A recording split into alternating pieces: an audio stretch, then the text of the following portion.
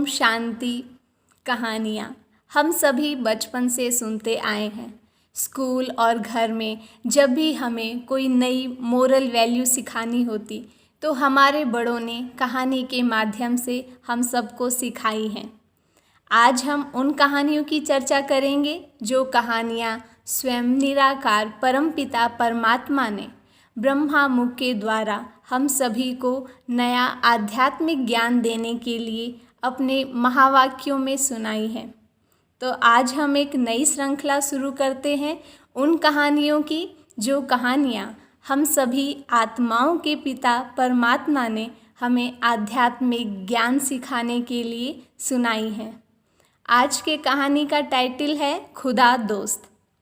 कंधार के बादशाह अरबाज खान को कोई बेटा नहीं था, इसलिए उन्होंने यह कायदा बनाया कि उनकी मृत्यु के बाद इस राज्य का कोई भी आदमी जो बादशाह बनना चाहता हो 1 साल तक राज्य चलाए और फिर उसे नदी के पार भेज दिया जाए जहाँ घना जंगल था। जो भी वहाँ जाता था जंगली जानवर उसे खा जाते थे, यानी कि 1 साल के बाद बादशाह को सजाए मौत मिलती थी। उसी राज्य में आफताब नाम का एक 20 साल का युवक रहता था। बचपन से ही उसके बाप के साथ मस्जिद में नमाज पढ़ने जाया करता था, लेकिन उसने खुदा के साथ दोस्त का रिश्ता जोड़ लिया था। वह हर बात हर कार्य अपने खुदा दोस्त को पूछकर ही करता था। एक दिन आफताब के अब्बा जान ने घर पर आकर कहा कि कल हमारे बादशाह का अंतिम दिन है।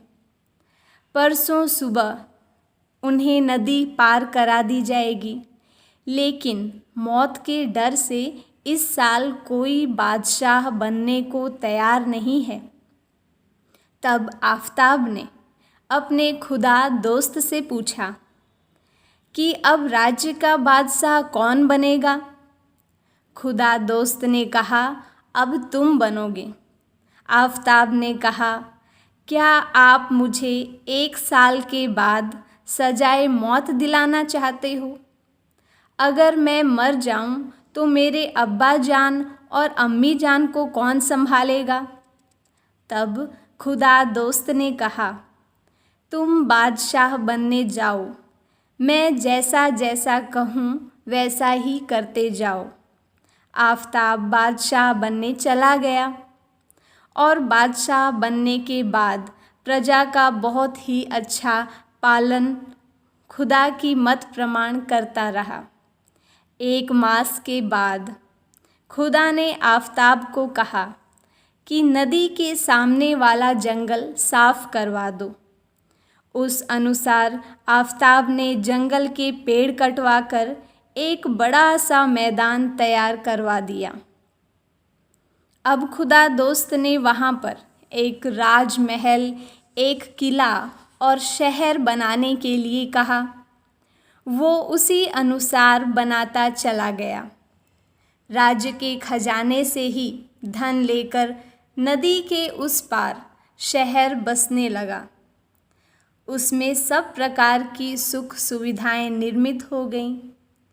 जब 1 साल पूरा हुआ तब कायदे अनुसार आफताब को तो नदी पार जाना ही था, पर उसने पूरे शहर में ढिंढोरा पिटवा दिया कि नदी पार जो नया शहर बसा है उसमें मैं तो बादशाह बनूंगा, लेकिन जिनको भी मेरे साथ आना हो उन्हें उनके दर्जे अनुसार घर मुफ्त मिलेगा।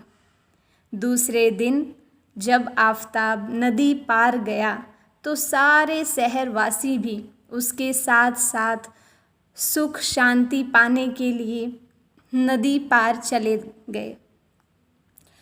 तो आज हम सभी को परमात्मा ने इस कहानी का आध्यात्मिक भाव यह बताया है कि इस कहानी से बाबा हम बच्चों को यही शिक्षा देते हैं कि अगर तुम मुझसे कोई भी संबंध जोड़कर मेरी श्रीमत अनुसार हर कार्य करोगे तो मैं तुमसे ऐसा श्रेष्ठ कर्म करवाऊंगा कि तुम संगम की बादशाही तो पाओगे ही, लेकिन भविष्य में भी बादशाही पाओगे।